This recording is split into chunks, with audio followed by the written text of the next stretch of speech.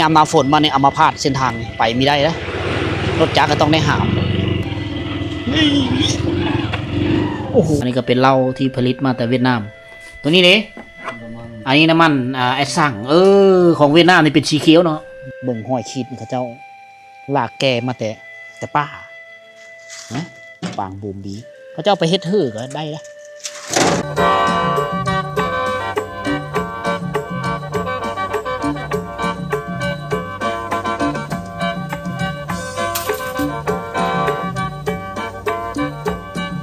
เย็ดไปไหนเลยเด้อเนาะฮะบ่เรียวช่างมาล้างซื้อจู้แล้วนี่อ๋อไอ้มาละเมื่อแล้วเนาะโอ้แล้วไว้เนาะล้างเนาะตอนไอ้ประธานมาประธานแล้วเนาะบัดมาแล้วเลยไปเลยพูดแลนพร้อมอุ้ยเส้นทางโอ้อันนี้คือแม่น้ำห้วยตึกนะยามหน้าฝนมาเนี่ยอัมพาตเส้นทางไปไม่ได้นะรถจักรก็ต้องได้หาม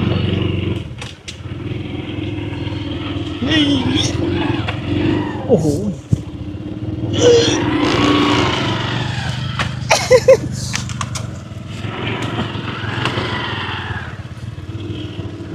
ซิ่ว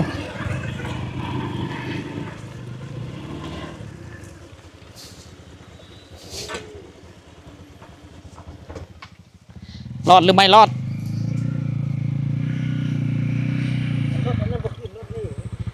ฮะ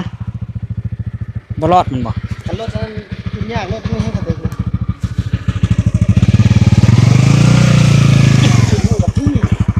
นะ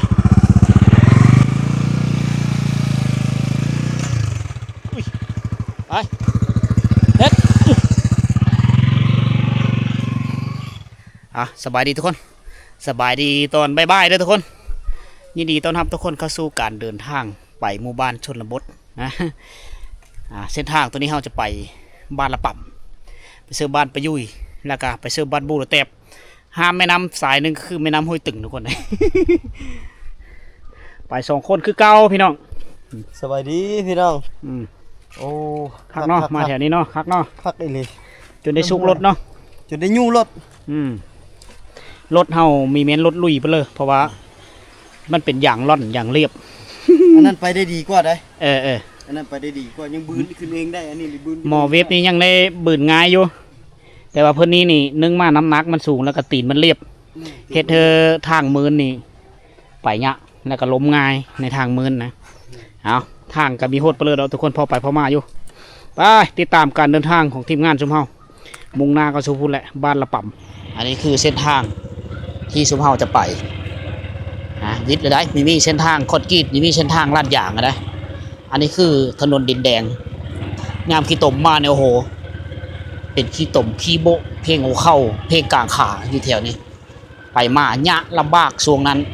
นะช่วงหน้าฝนไม่เยอะพารานาเส้นทางแถวนี้ขนาดทำมายามหน้าแรงนี่ก็จะมีตะขุ่ม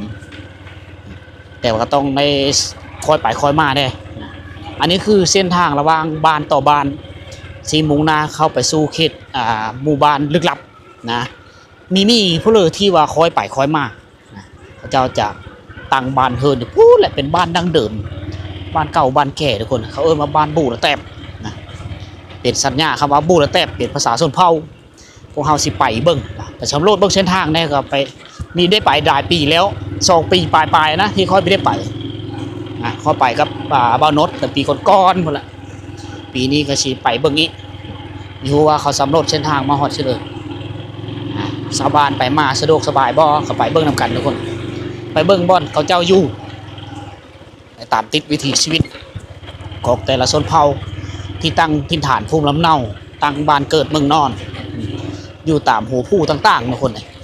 เป็นเนื้อเขาเจ้าจังมักอยู่ตามบ้านป่าบ้านดงบ้านที่มีผู้ดอยบ้านที่มีสัญญาณโทรศัพท์เป็นเนื้อเขาจังอยู่แบบนั้น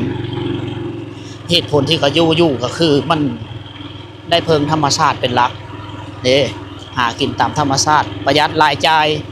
นะอยู่แล้วมันมีความวุ่นวายเขามักความเงียบสงบเขาก็เลยตัดสินใจตั้งถิ่นฐานภูมิลำเนาอยู่ตามป่าตามดงตามบ้านเฮิรนต่างๆขอเพียงแต่มีแม่น้ำสายหนึ่งมีห้วย ที่สามารถมีน้ำหล่อเลี้ยงชีวิตของเขาเจ้าก็ดำรงชีวิตอยู่ได้โดยไม่ได้มีสัญญาณโทรศัพท์ได้มีไฟฟ้าใช้ก็ตามเขาเจ้าก็อยู่แบบปฐมประฐานอยู่แบบมีฟืนมีไฟละค้ำมากินข้าวตะเวนแล้วก็เฮานอนเลยทุกคนอันนี้คือรีวิวเส้นทางในการเดินทางไปเบิ่งไปน้ำกันทุกคนเลย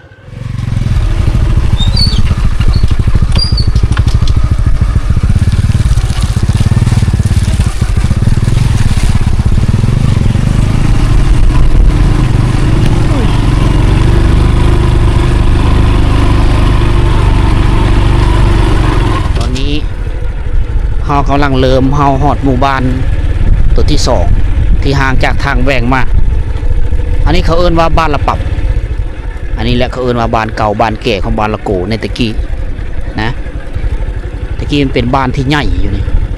40-50หลังคาเฮือนนะในเมื่อก่อนตกมาปัจจุบันก็เหลือประมาณ10ปลายหลังคาเฮือนนี่แหละที่ตั้งยังพักผ้าอาศัยอยู่นี่คือเก่าคือเดิม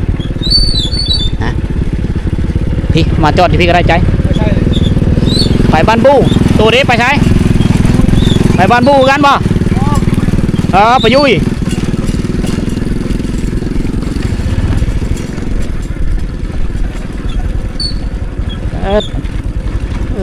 รถล่างยานพาหนะสลายคือเวทเนาะแถวนี้มันเหมือนเวียดนามนะ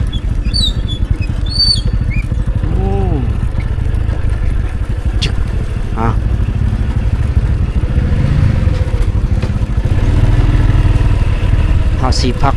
รถอยู่นี่บัดส่วนเปิดหานแล้วเนาะลูกเจ้าเปิดเนาะเมียกังเวทนี่พอเฝ้าเขาเลี้ยงควาย เจ้าเลี้ยงควายทับมะพร้าวเลี้ยงควายเถิกลูกหลานละไปลูกไปชื่อควายไปชื่อขายน้ำเขาอยู่ชื่อขายแคมบ่ชื่อขายควายชื่อควายขายควายโอ้เป็นเพราะเขาเอิ้นว่าเป็นนายหอยไปกับเท่าแก่จ่ายนี่เนาะไปกับเท่าแก่จ่ายนี่บอกเจ้านอนเฝ้าอยู่นี่เลยบ่คืนคือนอนเฮือนมีแต่ลูกนอนนี่เนาะลูกมันนอนหลับไปแต่แล้วก็แล้วเอาเครื่องนี้เอามาตะเวทบ่มาตะเวทเขาเนี่ยฮะเอามาตะเวทเฮามาเบิ่งว่าเขาเจ้าขายเพลือแดอยู่เนินนะอันนี้ยามค่ำคืนมานี่นอนนี้นอนเฝ้าอยู่นี่คนกินเบียร์กินเหล้าเขานี่เขาขายเขาเฝ้าเนาะเขามากินเบียร์เขามาง่วยบลองเนาะง่วยบลองคือกินเหล้ามาเบิ่งเครื่องขายอยู่ในเขตชนบทอันนี้เมนตลาดหานขาซุ่มส้นเสียกระรองป่ากระป๋องกาแฟนี่ไหนอันนี้คือสินค้าที่เอามาขายอันนี้คือการใช้ชีวิตในประจำวันแหละโดยเฉพาะคือเวลาไปหากินมาไม่ได้แล้วก็คือแก้ไขเอาปลากระป๋องหรือผู้ที่จะเดินทางไปหมู่บ้านต่างๆเอาปลากระป๋องไปกินกาแฟไตหยาไปหาเฮ็ดยูเฮ็ดกินโอ้ยังมีขายเนาะอันนี้เนาะนี่สินค้าเวียดนามเนี่ยดาราดนี่ตั้งแต่ปีค่อยมาอยู่ละโกแต่ปี2003ได้ยารุ่นนี้มีแมนโฆษณาด้วยทุกคนนะ มีกระทิงแดงM100พอได้แก้ไขในแต่ละมือนะตัวนี้ขาดไม่ได้ตัวนี้สำคัญที่สุดอยู่ในชุมชนเลยกับมีเนี่ยอันนี้คือบีน้ำเปลี่ยนนิสัยน้ำดื่มก็มีเนาะมีขายน้ำดื่มพร้อมถ้าว่าเราเดินทางไปไกลๆนะที่ว่าเมย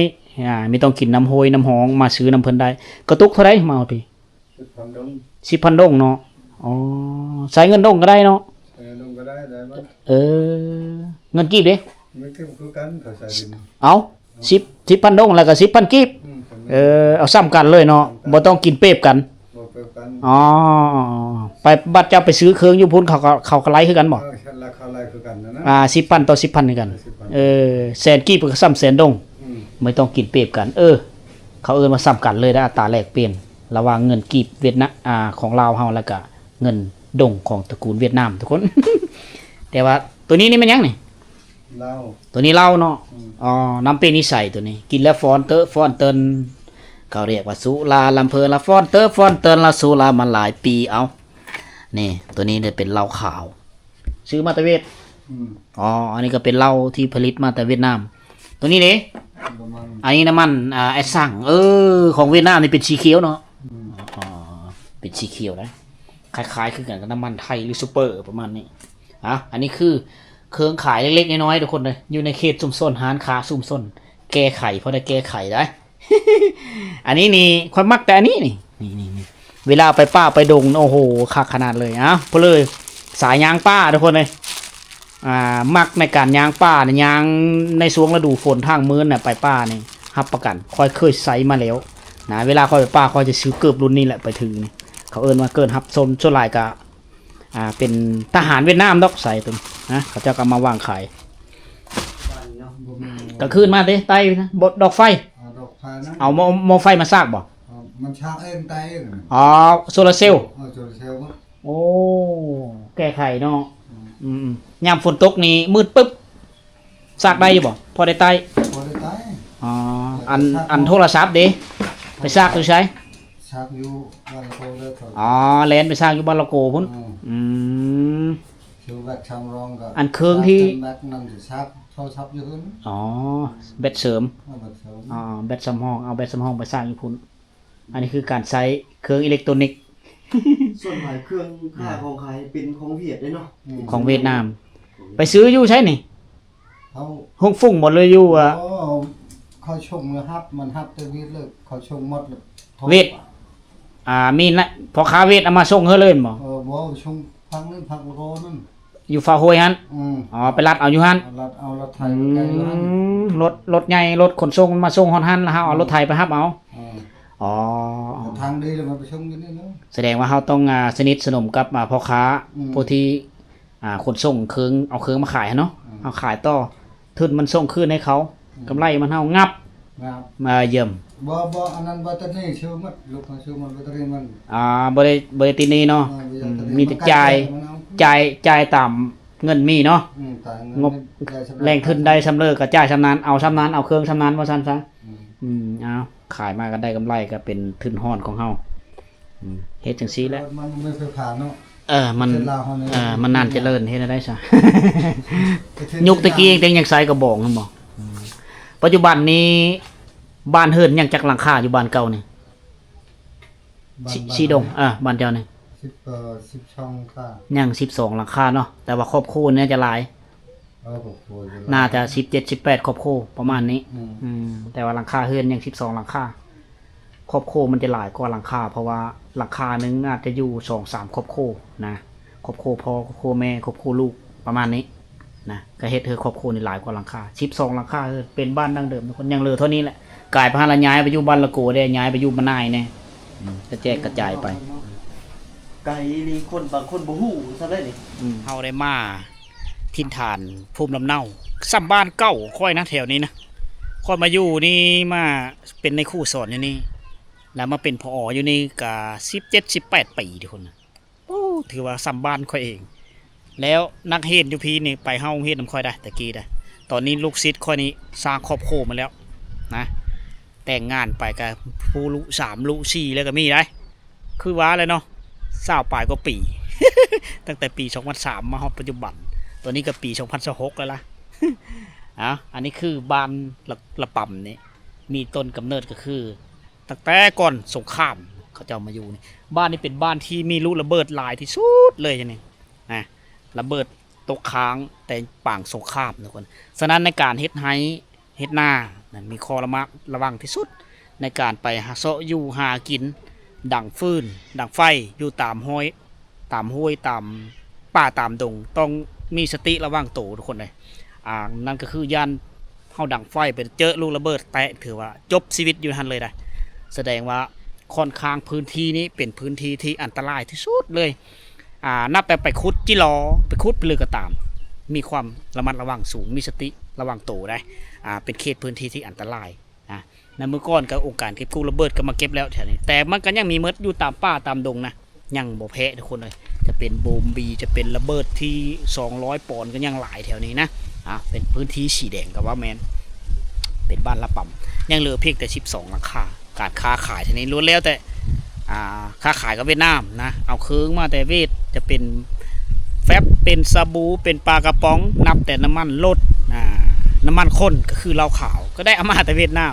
แต่ในยุคตะกี้รีรอละเหล้าขาวนี่ต้มเองนะจะเป็นเหล้าขาวข้าวเจ้าจะเอามันต้นมาเอ็ดนะอันนี้เว้าสู่กันฟังทุกคนเลยเป็นพื้นฐานการลงชีวิตของพี่น้องเผ่าบรูแถวนี้มีแม่น้ำห้วยละกูเลยไหลผ่านมานี่เขาเจ้าจะเอิ้นว่าห้วยละกูบ้านละกูเก่านะเขาเอิ้นว่าบ้านละปับนี่เด้ออันห้วยตัวนั้นจะไหลมาแต่บ้านอาเวียนจุกชุมละกูไปแล้วอันนั้นเขาเอิ้นว่าห้วยตึงนะแล้วตัวนี้แม่น้ำตัวนี้จะเขาเอิ้นว่าห้วยละกูนะฉะนั้นเขาจะเลยได้สาญาว่าบ้านละกูนี่บ้านละกูเก่าบ้านดังบ้านเดิมมาลีนี่แม่น้ำนี่จะไหลตลอดแรงตลอดปีเลยน้ำใสน้ำเย็นเลยไหลมาแต่ผู้ปุ๊บพูดแหละทุกคนในมือก่อนบ่สิหอมไปซอกอยู่หากินซื้อกระลับนอกกระลับหนูแถวผู้แถวนี้ไปเบิดแล้วทุกคนฮะได้ไปได้ยางขึ้นผู้โอ้พอหักพอแพงเขาเองเฮิมคือเตะพวกเลยเฮิมบ่ฮามาแดดโลด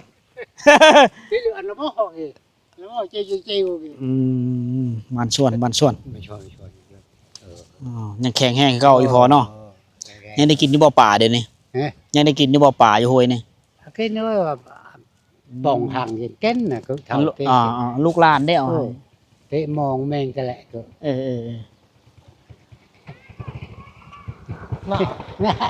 lại sao mà chú lại mày chú cái จู้บ่ nhá จู้บู้จู้โรแตบปะ trở lại là này ta cái rác lắm kì rồi เมื่อบ้านเลยนี่เมื่อบ้านไหนบ้านละแตบเก๋เนี่ยเก๋เอาโยงคำได้ลีตะกี้ได้ cái lấy bông mình có bông à mình không bông có lấy bông bông ơi mới lấy bông à น่าวนั่งไปแล้ว anh này chạy lát anh này này thành thai thầy thầy จูปบูเนี่ย anh thầy nữa mà thai việc là ปะเนอะให้ตรึบให้ปอจุกี้เนาะ được bà ตรึบเบอร์เกให้ปะเบะปบูเบอร์เก như này lát à จูบ้าน anh này ra thì khui để vua รถคักเนาะนี่ทางสบายเลยมันบอก mai đây ไปมีแต่รถเวทเนาะพอเนาะแถวนี้เนาะเสียยวนเนี่ยครับ để vua luôn để liều riệp chờ มันแพงเนาะ แพง หลายเงินเนาะหลายเงินเอายังอยู่บ่เฮินช่วยไปจังนะช่วยย้ายแล้วบ่ช่วยกี่ ช่วยชำไหม มูดสะอ้ำเลยมูดสะอ้ำนะกันเนาะโอ้หลายคนเนาะมูดสะอ้ำเนาะหลายคนเนาะ วินเนี่ยมันน่าอันเด้อ มานะอันมันไปร่วมเนาะอันนี้เลี้ยงควายเจ้าเนาะกัวเตรียกเลี้ยงควายหลังจากมันเป็นขายควายเบิดแล้วก็เลยเฮ็ดเป็นโซนหญ้าเพิ่นได้ในที่เป็นแหล่งควายเพิ่นเขาเจ้าจะปลูกต้นไม้อันนี้ไว้เลยนี่มีหัวต้นเพิ่นนี่แหล่งควายเขาเจ้าแหล่งงูแหล่งควายแหละเหลือแต่ขี้มันที่ฝังดินกะเอามาเป็นโซนยาโซนพักกาดทุกคนเลยไปพาทุกคนเลาะเที่ยวชมหมู่บ้านละปั่นเป็นบ้านดังเดิมละในเมื่อก่อนจะมี4-5หลังคาเฮิรนอยู่แถวนี้ที่บ่าวสิหอมมาลินมาหาอยู่หากินในเมื่อก่อนค่อยมาซื้อเบ็ดอยู่ห้วยตึงนี่แหละนะแม่น้ำห้วยตึงเป็นแม่น้ำสายหนึ่งที่มีปูปลาหน้าน้ำหลายนะพอได้อยู่ได้กินเซอร์เบ็ดเนี่ยโอ้โหปลาลาดปลาเคาะถือได้ช่วงนั้น แต่ช่วงนี้มีหูจักว่าปูปลาหน้าน้ำสิหลายคือเก่าหรือเปล่าอันนี้จะเป็นบ้านเฮิรนที่เขาเจ้าอยู่แถวนี้แหละจะเป็นเฮิรนไม่เตาะเคาะไม่ลืมแต่เขาเจ้าปลูกต้นไม้กินมากได้เขาเจ้าดูมันในแถวนี้จะเป็นต้นลำไยนี่มะกาเฟ่ในแถวนี้นี่เขาจะดูมันได้มีรถไถไซแล้วสำหรับแก่เครื่องแก่ของเป็นพื้นที่ที่หาเพ่งอีกบนหนึ่งอันนี้จะเป็นกระปางระบบบีเลยนี่ชิงเชลล์มาแต่ยุคสงครามหมดเลยอันนี้ข้างหน้าเขาเจ้าจะแก่มาแต่ป่าแต่ดงนี่เขาเจ้าพบเห็นในตามป่าตามดงตามห้วยหนองคลองบึกมันแสน้ำหลายฟ้าหลายปีมันจนเป็นขี้เมงขี้สนิมกินนี่เบิ่งห้อยขีดเขาเจ้าลากแก่มาแต่ป่า นะปางบูมบีเขาเจ้าไปเฮ็ดฮื้อก็ได้ละอ๋อมาเด็เอาไปเฮ็ดฮื้อมัดอันไม้พุ่งไม้พางคือ2ข้างแล้วก็หนังฮื้อหาป่าไปได้สบายอันนี้คือสิ่งสิ้นเหลือจากสงครามเด็หน้าบานแปลนสะอาดงามตาคักขนาดเลยเอามานี่ ถ้าว่าเข้าไปเบื้องเวียดนามนะเบื้องเวียดนามที่เป็นชนเผ่าที่เป็นบ้านชนบทอะไรนะอยู่บ้านเขานะเขาเจ้าจะเฮิร์นแบบนี้นี่ก็ยังมีกันนะเขาเอิ้นว่าเฮิร์นดังเดิมโสดส่งชนเผ่าตรีเวียดนามเขาเจ้าจะเอิ้นว่ายันตกวันเกี่ยวญายันตกและแม่นเฮิร์นของชนเผ่าเขาเจ้าจะออกแบบกันแบบนี้แต่สมัยปู่ย่าตายายเฮาเจ้าเฮ็ดเฮิร์นแบบนี้ล่ะแล้วก็มีซ่านเฮิร์นอยู่นี่เจาะประตูทางเฮาทางออก2บ่อนทุกคนอันนี้เอามารีวิวเฮิร์นดังเดิมเขาเบิ่ง มุ่งกระเบิงนี่ก็นำเข้ามาแต่เวียดนามสวนผักสวนมีแม่น้ำสายนี้ไหลตกซิเลอร์ว่าซั่นแม่น้ำสายนี้เขาเอิ้นว่าแม่น้ำห้วยตึงมีต้นกำเนิดมาแต่พุ่นแหละจุดสมละโกทุกคนนี่ต้นกำเนิดมันคือผู้ตะล็อกแหละไหลผ่านบ้านอาเวียนไหลผ่านบ้านมะนายบ้านละโกนะแล้วก็บ้านละป่ำไหลล่องลงไปพุละเขตบ้านประยุยก็ไปตกเสื้อแม่น้ำเสสมูอยู่ที่บ้านขอบเขตบ้านเฟืองอยู่ลุ่มบ้านเฟืองนั่นแหละนะอยู่แม่น้ำตัวนี้ลุ่มตรงนี้จะมีน้ำตกตาดที่งามได้ธรรมชาติทุกคนเลยอยู่นี่เป็นวังลึกอันนี้เขาเอิ้นว่าวังลึกแหละวังอันนี้น้ำมีแห้งจักเคือได้ในแต่ละปีนะเวลาฝนตกน้ำนองมาปูป่าน้ำจะมาทอนหุ่มกันอยู่นี่เฮาลงนี่ประมาณ2 เมตรหรือ3 เมตรหรือ5 เมตรได้ความลึกของน้ำมันจะเป็นสีเขียวนี่ตลอดฉะนั้นปูป่าน้ำนี่หลายเลยชาวบ้านแซมองใหญ่ๆพอได้กินแบบนี้ละอันนี้คือการดำรงชีวิตเลี้ยงชีวิตคน2-3 หมู่บ้านอยู่นี่ปูป่าหลายทุกคนนะก็มีแม่นว่างสงวนแต่ว่าชาวบ้าน12 หลังคาเฮือนเนี่ยเขาเจ้าหาอยู่หากินพอได้กุมลูกกุมหลานเขาได้